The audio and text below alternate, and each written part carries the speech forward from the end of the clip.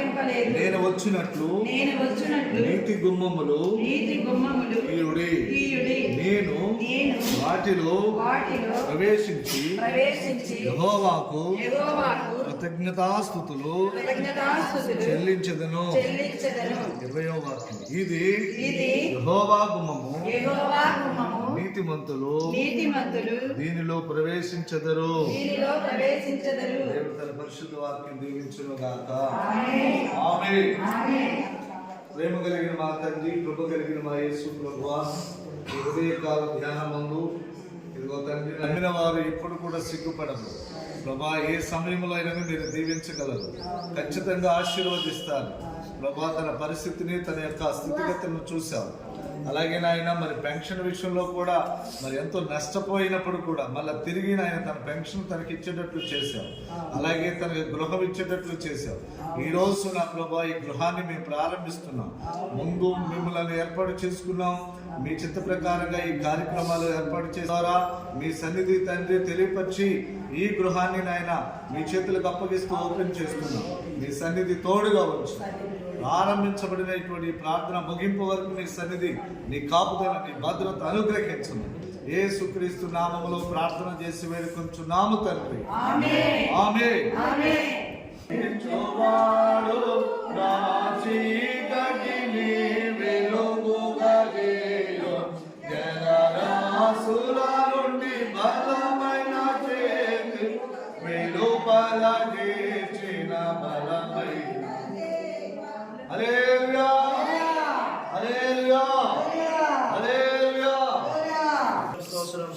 స్తోత్రం.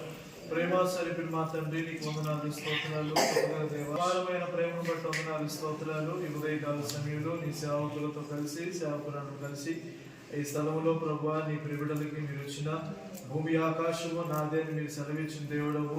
అందుట్లో బ్రతకడానికి మీరు మాకు ఇచ్చిన గొప్ప అవకాశాన్ని బట్టి స్తోత్రాలు ప్రభువా. నీ బిడ్డని ప్రేమించి నేను ఏ రోజైతే తెలుసుకున్నారో ఆనాటి నుండి ఈనాటి వరకు నీ బిడ్డను చేయి విడిచిపెట్టకుండా ప్రతిమూ మీరు ఇస్తే స్తోత్రాలు. మీరు ప్రభువా నిన్ను వెంబడించిన వారు నా వెంట వచ్చును అని రాసైన దావీదు చెప్పినట్లుగా తండ్రి, నీ బిడ్డల ప్రభువా ఈ గృహంలోకి వస్తున్నప్పుడు దీవిస్తున్నప్పుడు, బయటికి వెళ్తున్నప్పుడు వస్తున్నప్పుడు దీవించండి. ఈ గృహంలో కావాల్సిన ప్రతి ఉపకరణాలు దయచేయండి.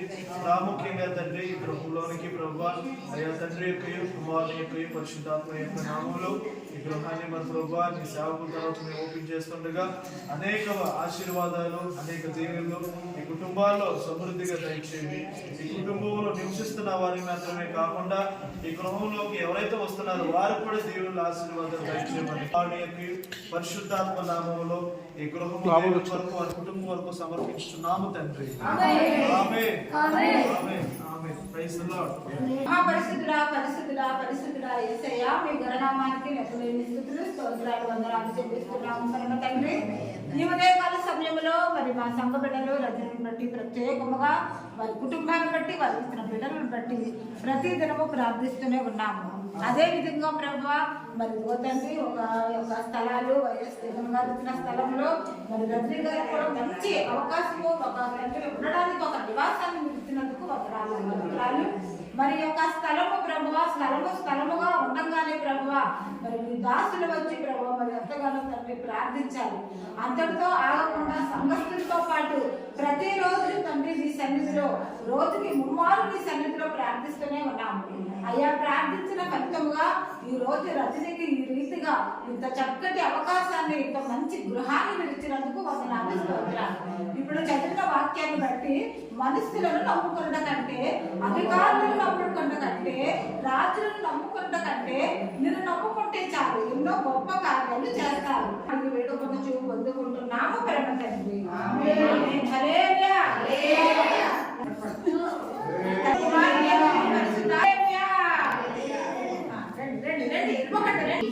కాపాడిన దాని కావలి కాయవారు వేసుకుని వ్యర్థమే. దేవుడు అతన్ని దీవించిన కాక నాగశ్రీ గారిని, అజయ్ కుమార్ గారిని ప్రేమించి దేవుడు ప్రోత్సాహించారు. వారు లేనప్పటికీ దేవుడు బిడ్డలు కాకపోవడం అది దేవుని చిత్తం కనుక దేవుని చిత్తమైంది కాబట్టి రజనీ గారికి దేవుడు ఇక్కడ ఒక గృహాన్ని, మంచి గృహాన్ని ఇచ్చారు. అందరి బట్టి మరి దేవుని స్తుతించుకుంటాం. అట్లాగే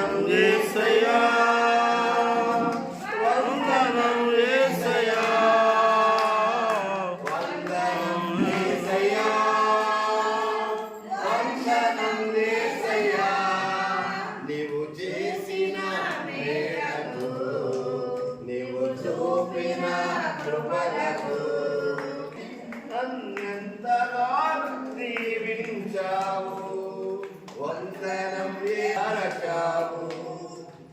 యేసుమహిమైశ్వర్యములు ప్రతి అందరికీ, అమ్మగారికి, చెన్నయ్య గారికి, పెద్దయ్య గారికి, వచ్చిన అయ్య గారికి, అందరికీ కూడి వచ్చిన నా కుటుంబ సభ్యులు, సంఘ బిడ్డలకి అందరికీ నా వందనాలండి.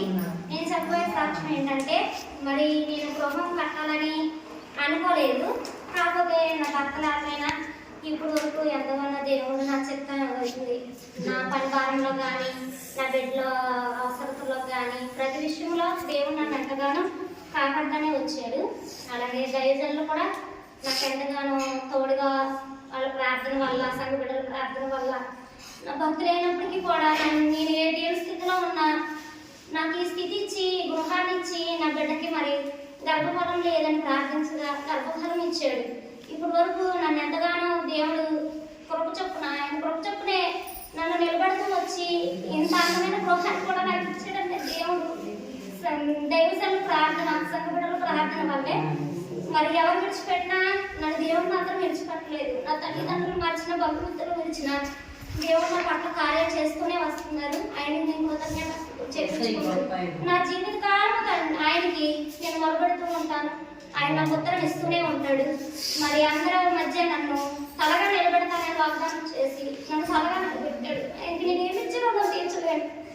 నా కుటుంబ సభ్యులు కూడా నన్ను ఆదరించలేకపోయినా నన్ను ఎంతగానో ప్రేమించి నాకు ఈ గృహాన్ని ఇచ్చినందుకు ఆయనకి నేను రుణపడిపోయి ఉన్నాను.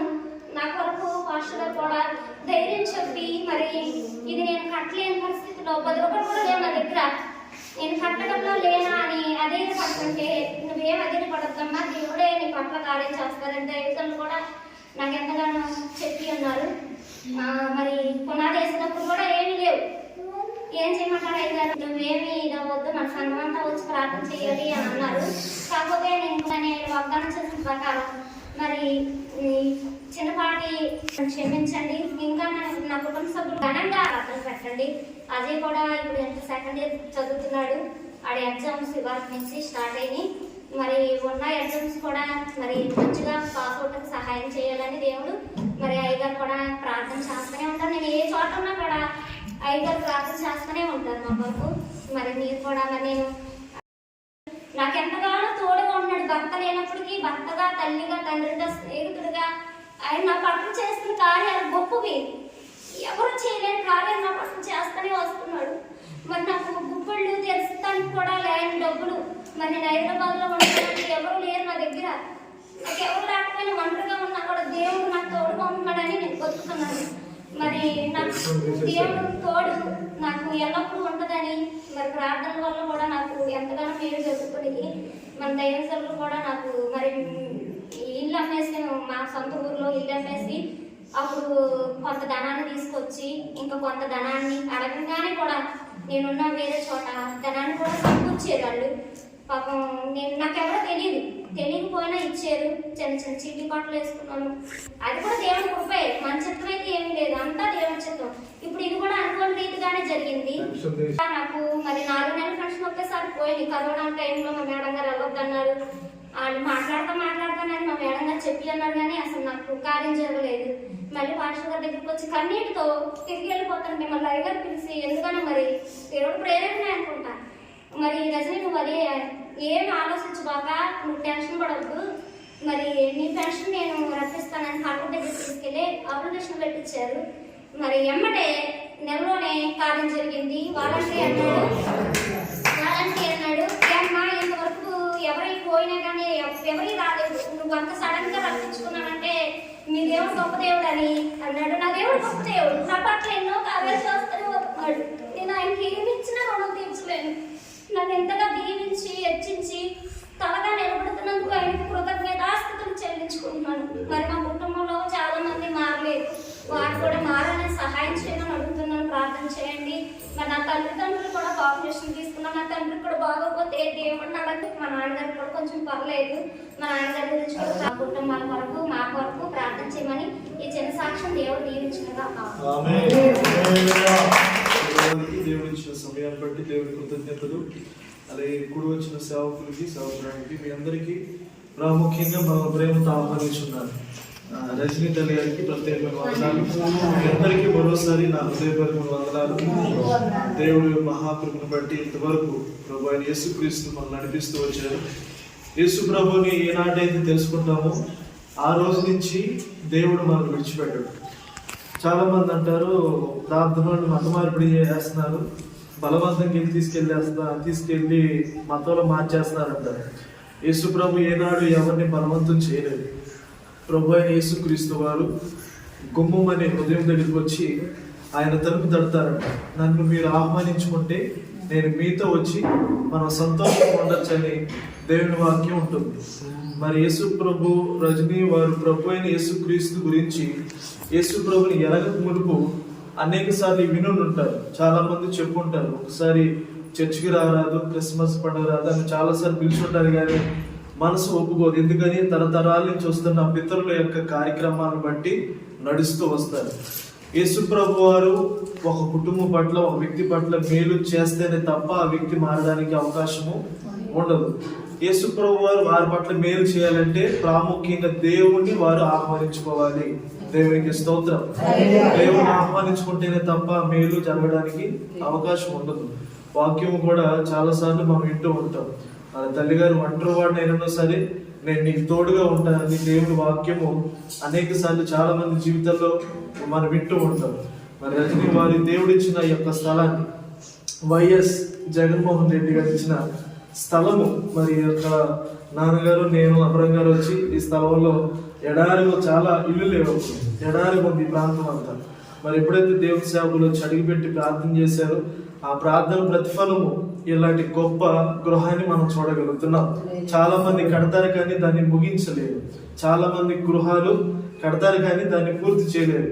మరి ఒంటరివాడు నేను ఆలోచిస్తుంటే రజనీ వారు చెప్తున్న సాక్ష్యాన్ని బట్టి వారి మాటలు బట్టి కొన్నిసార్లు మాకే తాగిన దేవుడు ఒంటరివారిదైనా సరే అన్ని ద్వారాలు మోయబడిన ద్వారాలన్నీ దేవుడు తెరిచి ఇక చక్కటి గృహాన్ని, అప్పుడప్పుడు నాన్నగారు అంటారు ఏదైనా గృహం కట్టుకున్నా మందిరం కట్టుకున్నా ఆయన వాళ్ళ కుటుంబాన్ని ధైర్యపరచడానికి యేసుప్రభు వచ్చేంత వరకు ఇల్లు ఉంటుంది, యేసుప్రభు వచ్చేంత వరకు ఈ మందిరం ఉంటుందని ధైర్యపరుస్తారు. నిజమే, ఇలాంటి చక్కటి గృహాన్ని ఆ బిడ్డకి దేవుడు అనుగ్రహం. మరి దేవుని యొక్క సంకల్పం హైదరాబాద్ మహాపట్టణంలో ఉండి ఇక్కడ సోమరపాడు గృహం కట్టించి నడిపించడం అనేది నేను అనుకున్న రాజుగారు చేస్తారు తప్ప ఆలోచనలు. మరి రజనీ అలాంటి కనిసైగుతో నిజంగా మరి చిట్టమ్మ శ్రీనివాసరావు గారు వాళ్ళకు తోడుగా ఉన్నారు కాబట్టి ఇలాంటి చక్కటి గృహాన్ని ఏర్పాటు చేయడం జరిగింది. ఒక వాక్యాన్ని చదువుదాం. జ్ఞాని అయిన సొలొమోను రాసిన సామెతల గ్రంథము 8వ అధ్యాయము 35వ వాక్యాన్ని చదువుదాం. జ్ఞాని అయిన సొలొమోను రాసిన సామెతల గ్రంథము 8వ అధ్యాయం. నన్ను కనుగొనువాడు జీవమును కనుగొను, కటాక్షము వానికి కలుగును. దేవునికి స్తోత్రం. మరి వారి ప్రభువుని యేసు ప్రభులు వారిని హృదయపూర్వకంగా ఆహ్వానించుకుంది కాబట్టి దేవుడు కూడా వారి కుటుంబాన్ని బట్టి వారి బిడ్డను బట్టి దేవుడు జ్ఞాపకం చేసుకొని అంచులంచుకు ఆశీర్వదించడం మొదలు పెడుతుంది. ఒకేసారి స్లాబ్ వేయాలంటే చాలా ఇబ్బంది. మొట్టమొదటి ఏం చేయాలి? భూమి పునాది వేయాలి, ఆ తర్వాత స్లాబ్ వేసుకోవడం. అలాగే దేవుని ఆశీర్వాదం కూడా ఒక విశ్వాసాన్ని బట్టి, ఒక మనిషి యొక్క క్రియను బట్టి అంచులంచులుగా దేవుడు ఆశీర్వదిస్తూ ఉంటాడు. పైకి నలుగురికి కనబడే భక్తి కంటే విశ్వాసంలో దేవుని హృదయపూర్వకంగా ఆహ్వానించుకొని సమాజం ఎదుట, బంధువులు ఎదుట, స్నేహితులు ఎదుట యేసుక్రీస్తు ప్రభుల వారిని ఒప్పుకొని ఆయన మన కొరకు ప్రాణం పెట్టి మనందరి కొరకు తిరిగి త్వరగా రాబోతున్నాడని మనం విశ్వాసించుంటే ఆయన మనకి జీవాన్ని ఇస్తాడు. ఒకసారి ఒక దొరగారు ఈ మాట చెప్పి నేను ప్రార్థన చేస్తాను. ఒకసారి ఒక దొరగారు వేరే దేశానికి వెళ్ళిపోతుంటే పలానా ఒక క్యాబ్ బుక్ చేసుకున్నారు. కారు బుక్ చేసుకొని హైదరాబాద్ ఎయిర్పోర్ట్ వెళ్ళిపోవడానికి సిద్ధంగా ఉంటే అరగంటలో ఫ్లైట్ ఉంది. ఈయన చాలా లేట్గా బయలుదేరేసరికి ఇంచుమించు ఎయిర్పోర్ట్ కి ఆ కార్కి మధ్యలో పావు గంట కారు ఆగిపోయింది.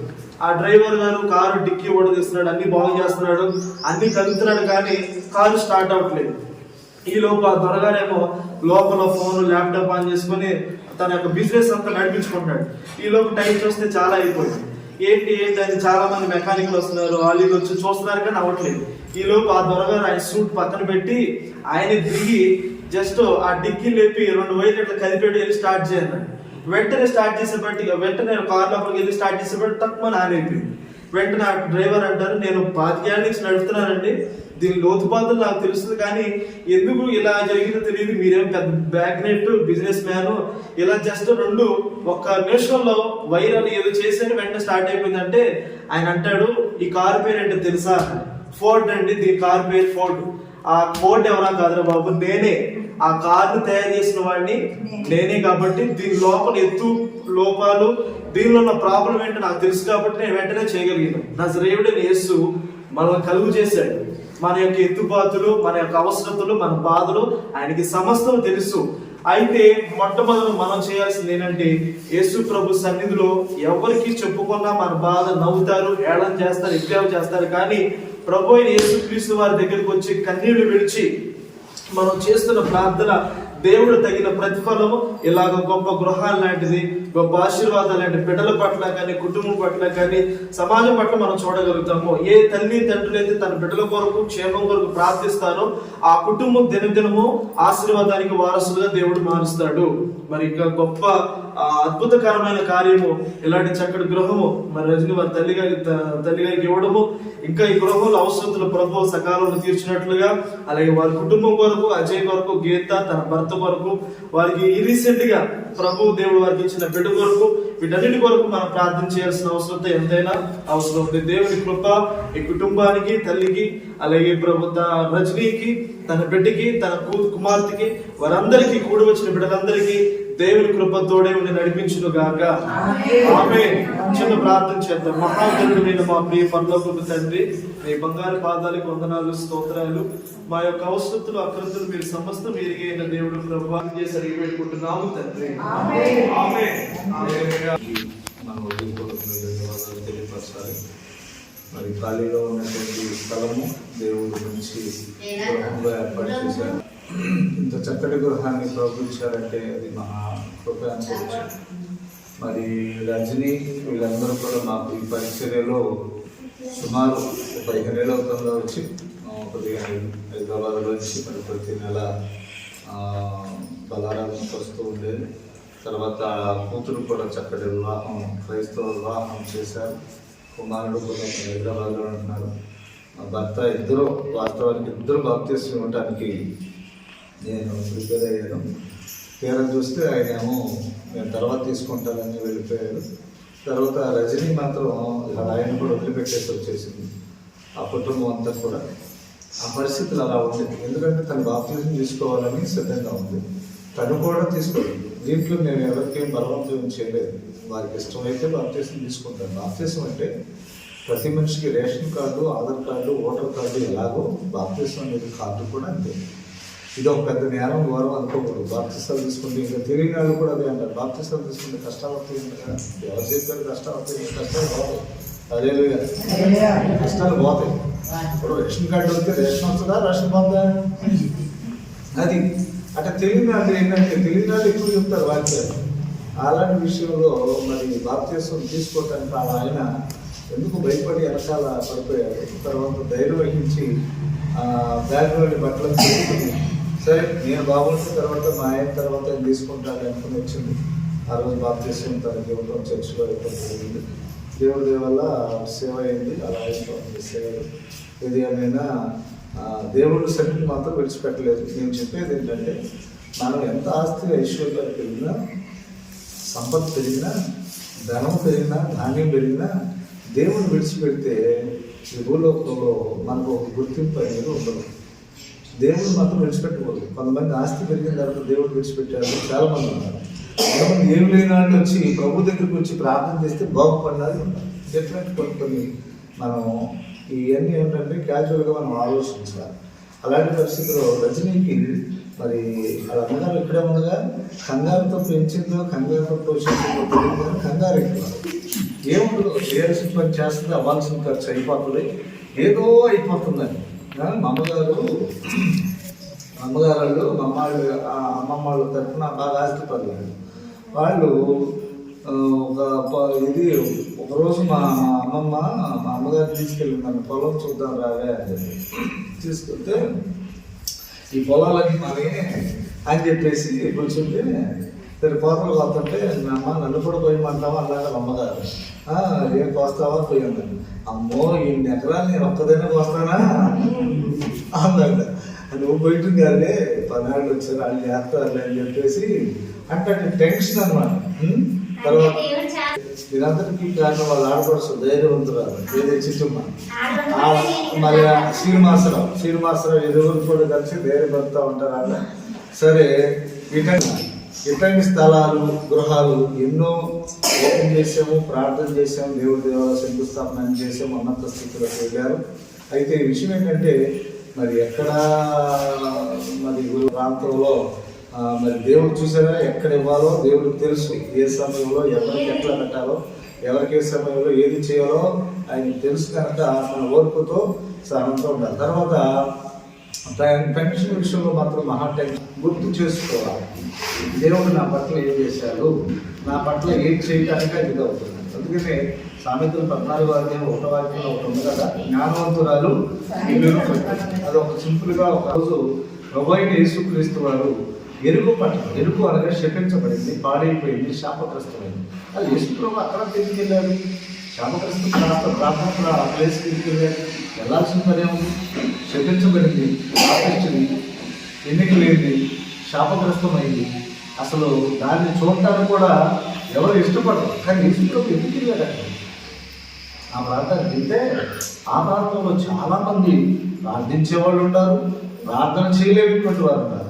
ఆ ప్రాంతంలో ఒక వ్యక్తి జక్కయ్య అనేటువంటి వ్యక్తి ఉన్నారు. యేసు ప్రభు ఏంటి ఆయనకి ఎంత ఫాలోవర్స్ ఉన్నారు, ఏంటి ఆయన వెనకాల ఎంత జనం అవుతున్నారు, నేను అందరికీ వడ్డీకి ఇస్తున్నాను కదా, ఆయన కూడా గట్టిగా పట్టుకుంటే నేను ఆయన పెద్ద మొత్తంలో వడ్డీకి వచ్చి అనుకున్నాడు ఏమో. మొత్తానికి పొట్టువాడే నన్ను చెట్టెక్కి ఆయన యేసు ప్రభుని చూస్తాను ప్రారంభించాడు. కరెక్ట్గా యేసు ప్రభు అసలు ఇదే ఆయన కోసం. హల్లెలూయా. ఎందుకంటే ఒక మనిషి మీద ఆయనకి అమితమైనటువంటి ప్రేమ ఉంటే ఖచ్చితంగా ఆ వ్యక్తి దగ్గరికి యేసు ప్రభు వెళ్ళాలి. అది దేవుడు చేసే అద్భుతం అన్నమాట. అలాంటి విషయంలో దేవుడు చేసిన కార్యం చాలా గొప్పది. కరెక్ట్గా చెట్టు ఎక్కాడు, మేడి చెట్టు. మేడి చెట్టు అంటే ఏంటి, తన ఉదయం ఎలా ఉంటుందో తన యొక్క చెట్టు కూడా మేడి చెట్టు చూడు మేలుమయ్యుడు, దాని బట్టలు చూస్తే పొరుగుడు. అంతకంటే దారుణమైన వ్యక్తి ఆ జక్కయ్య. కరెక్ట్గా యేసుప్రభు అక్కడికి వెళ్ళి జక్కయ్య నువ్వు త్వరగా దిగురా, నేడు నేను నీ ఇంట్లో ఉంటాను అన్నాడు. హల్లెలూయా. ఈరోజు దేవుడు నిర్ణయించాడు మనందరూ ఇక్కడ ఉండాలని. ఈరోజు నిర్ణయించాడు. అందుకని దేవుడు ప్రణాళిక ఎప్పుడైనా సరే తొందరపాటు ఏది చేయకూడదు. తొందరపాటున చేసినటువంటి వాళ్ళు బైబిల్లో ఫెయిల్యూర్ అయినటువంటి వాళ్ళు చాలా మంది ఉన్నారు. అలా చేసిన ఒక ఎద్దు బండి తీసుకెళ్తుంటే మందసం తీసుకెళ్తుంటే వరకు మీరు ఒక తొందరపాటు కంగారు అనమాట, ఇలా పట్టుకుందని అక్కడ తెచ్చుకోండి. అందుకని దేవుడు ప్రణాళిక తన దైవజనులకు ఇస్తాడు, ఆలోచించేస్తాడు. ఏం చేయాలి, ఏ విధంగా చేయాలో అలా చేయాలి. మనం ఎంత సలహాలు చెప్పాలి అది జరగదు. అర్థమైందా? దీనికి ఉన్న ప్రణాళికను బట్టి చాలా జాగ్రత్తగా జక్కయ్య అన్నాడు, నేను ఇంట్లో ఉండాలి రా అవ్వబా దిగొచ్చాడు. జక్కయ్య ఇంట్లోకి వెళ్ళాడు. గొప్ప దీవెన వచ్చింది. దీవెనే కాకుండా తన జీవితంలో ఒక మార్పు కలిగింది. ఏంటంటే తన శాశ్వత కాలం జక్కయ్య వారి ఇంటి వారందరూ జీవించబడటానికి ఒక గొప్ప అవకాశం కలిగింది. అది ఆ లోక సువార్త 19వ అధ్యాయంలో ఉంటుంది అన్నమాట. 5వ వాక్యం జక్కయ్య నేను నీ ఇంటికి ఉండాలి కనుక నీ ఇంటికి రక్షణ వచ్చిందని చెప్పేసి మాట చెప్తారు. అట్లాగే మరి చాలా మంది మరి ఇంకా మీరు వెనకబడిపోయి ఉన్నారు. మీ బంధువులు చుట్టాలు అందరూ బ్రాహ్మణులందరూ కూడా మాస్టర్లు అయిపోతున్నారు. అందరూ ప్రభువుని నమ్ముకుంటున్నారు. మనం ఏమనుకుంటామంటే ఇంకా లేదులే అని మనం అనుకుంటున్నాం. ఈ లోకం ఎల్లకాలం ఉండదు, కొద్ది కాలమే ఉండదు. ఒక మనిషికి మరణం ఎలా ఉంటుందో ఈ లోకానికి కూడా ఒక రోజు ముగింపు ఉంటుంది. అట్లాగే ఆ సత్యాన్ని ఎవరో మనం తెలుసుకోవాలి. ఈ రోజున మన యూట్యూబ్ లో కొడితే బ్రాహ్మణులు ప్రభు నమ్మిన బ్రాహ్మణులు అని పట్టగానే చాలా మంది వచ్చేస్తారు బ్రాహ్మణులు. వాళ్ళందరూ ఇప్పుడు వదిలేశారు. ఇక పూజలు పురస్కారాలు వచ్చారు, ఎవరు మార్చలేదు. సత్యాన్ని తెలుసుకున్నారు, దేవుడిని గ్రహించారు, దేవుడిని వెంబడించారు. అయ్యో నీవా దేవుడుగా, అయ్యో ఎంతకాలం వదిలిపెట్టేశామే అని బాధపడుతూ పశ్చాత్తాపడు బ్రతికేం కనుక ఈ మాట ఈరోజు చక్కటి గృహాన్ని ఇచ్చారు, ప్రభు ఇచ్చారు కనుక ఈ కుటుంబాన్ని ఇంకా ముందుకు సాగించుకోవాలని, అలాగే తన బిడ్డలను ఇంకా విశ్వాసం జీవితంలో నడిపించుకోవాలని మనందరూ ప్రార్థన చేద్దాం. మరి రెండవది, మరి ఇక్కడ ఉన్న అబ్రహం గారు ఉన్నారు, ఉంటారు. తెలిసిన తర్వాత ఇంకా అందరుగా ఇక తర్వాత అనారోగ్యం వచ్చి సాగు సిద్ధమైపోతే ఏ దేవత వచ్చి ఆవిడ కాపాడాలి. ఏదో మేము వాళ్ళ అమ్మడి వాళ్ళు ఎవరో వచ్చిన ప్రార్థన పెట్టుకున్నాం. ప్రార్థన పెట్టుకుంటే ఆమె ఎలా చనిపోయే పరిస్థితిలో ఉంది. ఈవిడ చచ్చిపోయింది అనుకోండి, మా ప్రార్థన ఆగిపోతారు. వాళ్ళు ప్రార్థన పెట్టుకునే వాళ్ళు వాళ్ళ పూట ఆగిపోతుంది, వాళ్ళ ఫంక్షన్ ఆగిపోతుంది, వాళ్ళు టెన్షన్ పడతారు ఎందుకని చెప్పేసి మేమే గొప్పగా వెళ్ళి వాళ్ళు అసలు ప్రభు దగ్గరికి రాలేదు. అసలు ప్రభు అంటే ఇష్టం లేదు వాళ్ళకి. ఇక్కడే ఉన్నాడు, మర్చిపోతే చెప్తున్నాను, ప్రభు అంటే ఇష్టం ఉండదు. మరి ఇలాంటి పరిస్థితుల్లో వీళ్ళు కూడా 24 గంటలు తాగేసేవాడు. మరి తాగేసి దేవుడిని దూషిస్తూ ఉంటారు. మా దేవత లేరా, మా దేవుడు లేరా, యేసుప్రభు ఒక్కడే దేవుడా, ఇట్లా మైకలో చెప్తూ ఉంటారు అని మమ్మల్ని అంటారు. అందరూ తిట్టేవాళ్ళే పాస్టర్లు. మేము ఎవరిని తింటాం మేము ఇలాగ చెప్తా ఉంటే సర్లే. ముందు అక్కడ ఆ ఇంట్లో చిన్న ప్రార్థన పెట్టుకున్నాం. ఆ ప్రార్థన పెట్టుకో మునిపే ఈవిడ చనిపోయింది అనుకోండి, ఏమంటారు అందరూ నలుగురు, ఏమండి అక్కడ మనిషి చనిపోతే వీళ్ళు ఇక్కడ ప్రార్థన పెట్టుకుని ప్రేమ ఎందుకు చేస్తున్నారు, బిర్యానీ చిక్కులు. దేవుడు నాకు ప్రేరేపణ కలిగించి మేము 4 గంటలకు వచ్చి ముందు రావడం ప్రార్థన చేసాం. 4 గంటలకే వచ్చి రావడం ప్రార్థన చేసాం. పోనీ ఆవిడ అడిగిందా ప్రార్థన చేయమని? అడగల. పోనీ ఈయనేమని అడిగాడా? అడగల. దేవుని యొక్క ప్రణాళిక చాలా ఉన్నతమైంది. సరే, మా ఉద్దేశం ఏంటి, 1 గంట మాత్రం బ్రతికించు. 1 గంట బ్రతికిస్తే మా ప్రార్థన అయిపోద్ది, పాటలు అయిపోద్ది, భోజనం అయిపోద్ది, టక్క మోటార్ చదువుకుని వెళ్ళిపోతుంది అని దేవుడిని మేము అడిగిన తర్వాత ఆ సాయంత్రం 4 గంటలకి మొత్తం వచ్చేసి ఆ చెట్టు కింద, ఆ రోడ్డు మీద సిమెంట్ రోడ్డు పక్కన పడేసిన ఆ చెట్టు కింద అప్పడకేస్తారు. పడుకోబెడితే గబ్బా వెళ్ళి ప్రార్థన చేద్దాం వెళ్తే ఈయన ఎవరో ఆ చేసానంటే శివం, ఆ శివం మంచిది అన్నట్టుగా ప్రార్థన చేసి ఆ శివం నోట్లో పోసాం. ఇక ప్రార్థన చేసిన తర్వాత గబోబ 2-3 పాటలు పాడేసి ఆ వాక్యం చెప్పేసి గబోబ భోజనం చేసి నేను ఇంటికి వెళ్ళిపోయిన తర్వాత మనకి ఇంకా అవుట్లోకి ఇబ్బంది ఏముంది, బ్రతికేదా చనిపోయిన మన సంబంధం లేదు కదా. దేవుడు అద్భుతం ఏం చేశాడంటే అప్పటికే ఆ ప్రార్థన ద్వారా బిడ్డను బ్రతికించేసాడు. బ్రతికించడమే గొప్ప భాగ్యం. మరి ముందులు పెట్టామా, లక్షలు పెట్టి కొన్నారా, వేల పెట్టి చేశారు. దేవుడిని నమ్మడు. బరువా భావమా, మనసులో వచ్చిన ప్రార్థన అనుకోలేరా? అమ్మో ఆ దేవుడు మన దేవుడు కాదు, మన కులం దేవుడు కాదు మీరు అనుకుంటున్నారా తప్ప ఆయన ఏ కులానికి దేవుడు కాదు. ఆయన సృష్టికి ఆధారభూతుడు, సమస్త సృష్టికి తండ్రి, మనందరికీ ఆయనే ఆధారం. అంతే తప్ప కులం దేవుడు కాదు. మనం పెట్టేసుకున్నాం. ఒక్కొక్కడు ఉన్నారు కదా కులాల దేవుడు, మా దేవుడు అంటారు. కాపులు నాయుడు వచ్చేటప్పటికి ఆంజనేయులు అయ్యారు, ఎన్టీఆర్ గారు కమ్మారు వచ్చేటప్పటికి రాముడే. ఇవన్నీ నా దగ్గర ఉన్నాయి, చెప్పాలంటే బోర్డు చెప్తాను నేను. యాదవులు వచ్చేటప్పటికి మా కృష్ణుడు. ఇట్లా మొదలు పెడితే నేను అందరి దేవుళ్ళ గురించి, అన్ని కులాల వాళ్ళ గురించి చెప్పేస్తాను నేను. కానీ అది కాదు, మనం పెట్టుకున్నాం, వాళ్ళని మనం తయారు చేసుకున్నాం. కానీ సృష్టికర్త దేవుడు అది కాదు. ఆయన చేసిందంటే సమస్త మానవాళికి దేవుడు ఆయన. అట్లాంటి విషయాల్లో మరి ఈ కుటుంబం ఈరోజు తన భార్య బ్రతుకుంది, ఇప్పటికీ సజీవురాలుగా ఉంది. ఇప్పుడు వచ్చి ప్రభు దగ్గరికి వచ్చి 10 ఏళ్ళు అవుతాను. తర్వాత ఈయన ఇప్పుడు ఈ ప్రభువు నమ్ముకున్నాడు, తాగుడు మానేశాడు, చక్కగా ఆ బాప్తిసం తీసుకున్నారు, అంతా హ్యాపీగా ఉన్నారు. రేపు ఈ నెలలో రావడం మంటపల్లి సత్యాన్ని మనం గమనించండి, తెలుసుకోండి. రజనీ బాప్తిసం ఇచ్చాం, కూర్చోబెట్టే ఇచ్చాం. మరి నిజంగా ఆ మనిషి పరిస్థితి చూసారు. ఇప్పుడంటే కొంచెం ఏదో 1/2 కేజీ ఒలి చేసింది, కానీ అమ్మ ముందు అసలు ఆవులు కూడా లేదు. నేను ఎక్కడన్నా ఇంట్లో ముంచితే గుంపులు పోయి ఇస్తాను ఆ రోజు. ఈవిడికి పులుకొని బేబమ్మ కూడా అట్టగే ఇచ్చేసాను. ప్రకారంగా చేస్తున్నాను. ఇవన్నీ కూడా దేవుని పరంగా వచ్చుతున్నాడు. ఓకేనా? ఇట్లాంటి వీళ్ళు దేవుడు నీకు ఇచ్చారు కనుక ఇంకా విశ్వాసంతో అయిపోయింది, నా బ్రతుకంత అయిపోయింది, ఇక నాకు ఎంతటితో దేవుడితో నాకు డౌట్ కేర్ అన్నది. నీ బ్రతుకు దినాలన్నీ కూడా నీ పిల్లలకి చెప్పు, నీ పిల్లల తర్వాత నీ పిల్లలకి చెప్పు. ఈ ఇల్లు అలా నిలిచి ఉంటుంది. జ్ఞానవంతుడు అది ఇల్లు కట్టునన్నట్లుగా జక్కయ్య ఇంటికి రక్షణ వచ్చినట్లుగా నీ ఇంటికి రక్షణ వచ్చింది. నీ కుటుంబానికి దేవుడు సమృద్ధిగా దీవించాలని మనస్ఫూర్తిగా కోరుకుంటూ ఈ ఉదయకాల సమయంలో ఇచ్చిన దేవుడు ఈ గృహప్రవేశం చేయడానికి ఆ మహాదేవుడు ఇచ్చాడు, మన అందరికీ ఇచ్చాడు. మా ప్రయాణం సుఖంగా ఉంది. మా ఆర్టీసీ కూడా ఆటంకాలు కొన్ని ఉంటాయి, అవన్నీ కూడా తొలగించి అలాగే ఆనందం కూడా హృదయపూర్వక అన్నిటికంటే ముఖ్యంగా మా చిన్నబ్బాయి ఇక్కడికి రావడం మరి గొప్ప విశేషం. మరి పెళ్లి ఎలాగంటే మామూలు విషయం కాదు. మరి కన్నారు ప్రభువులోకి వచ్చారు. ఆవిడ గారు ఇక్కడ ప్రభువులో నమ్మారు. మరి ఆవిడ కూడా మంచి విశ్వాసం మా కుటుంబంలో, మా సంఘంలో. మరి వీళ్ళందరూ నిన్నగా మొన్న ఇప్పుడు రాలే ఎవరు సంతోషం ఇవరు పద్మశాలి అనమాట. వారు ఇదో వస్తారంటే పెద్ద వ్యాపారస్తురాలు ఆవిడ.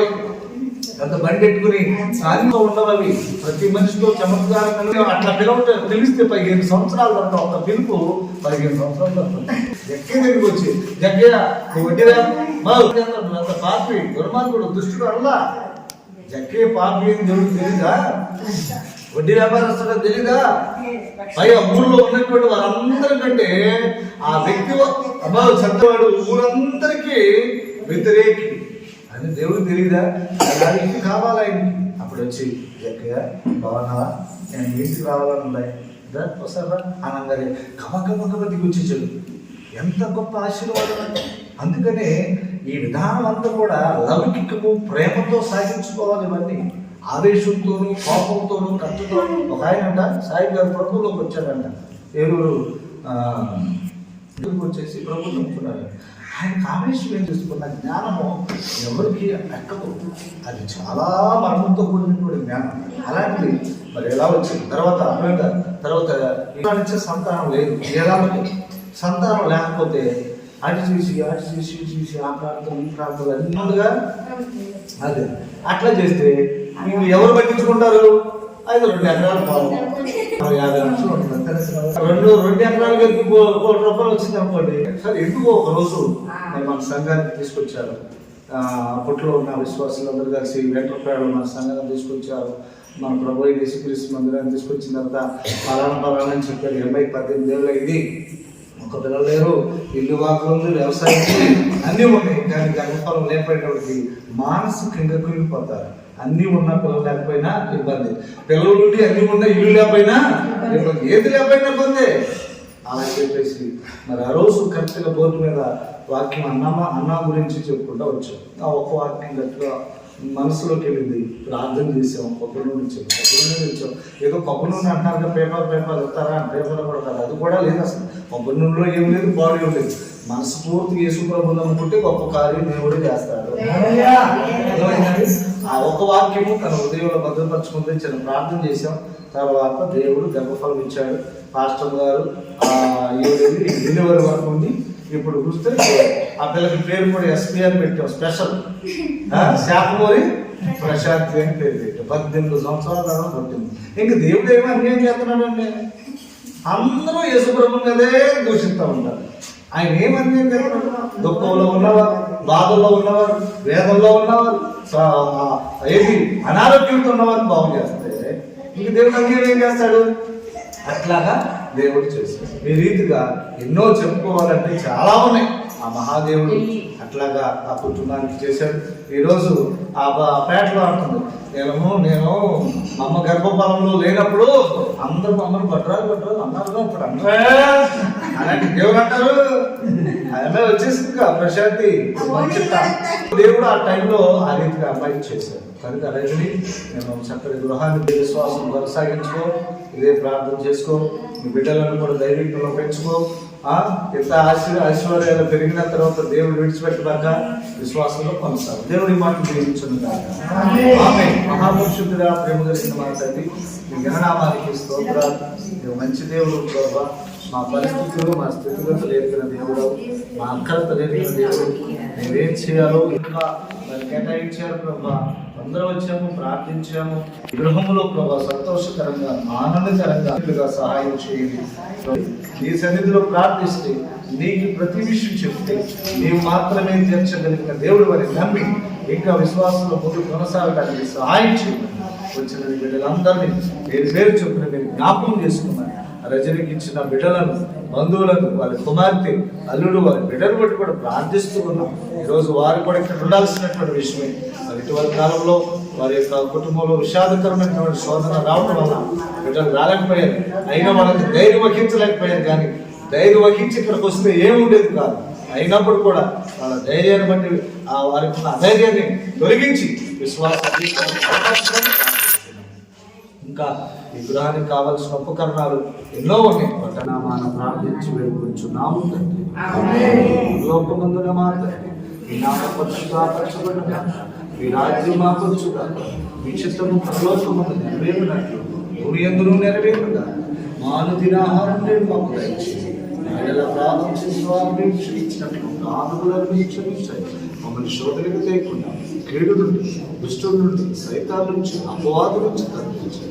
ఏది చేతనగా రాజ్యము, బలము, శక్తి, మహిమ నిరంతరము మీరు నారు మన ప్రభు అయిన యేసుక్రీస్తు తండ్రి అయిన దేవుని ప్రేమ, పరిశుద్ధాత్మ యొక్క సహాయం, సహవాసం ఇప్పుడు ఎల్లప్పుడూ సర్వలోక పరిశుద్ధులకు నీతిమంతులను నీ యొక్క భయభక్తులు కలిగిన వారికి, ప్రార్థించిన వారికి, అలాగే గృహాలు లేని వారికి, గృహాలు కట్టబడుతున్న వారికి, ఈ ప్రాంతంలో ఉన్నటువంటి అన్ని జనులకు రాబోతున్న దినాల్లో రక్షణ భాగ్యము, అలాగే రజనీకి, వారి కుటుంబానికి, వేరే సేవకుల కుటుంబానికి, బంధువులు, స్నేహితులు, సంఘస్థులు అందరికీ ముఖ్యంగా మరి ఈరోజు సంఘ పెద్దలుగా చిన్నబ్బాయి అమరంగారు వీళ్ళు కూడా కుటుంబాలు ఉండడానికి యేసు రక్తమేంచి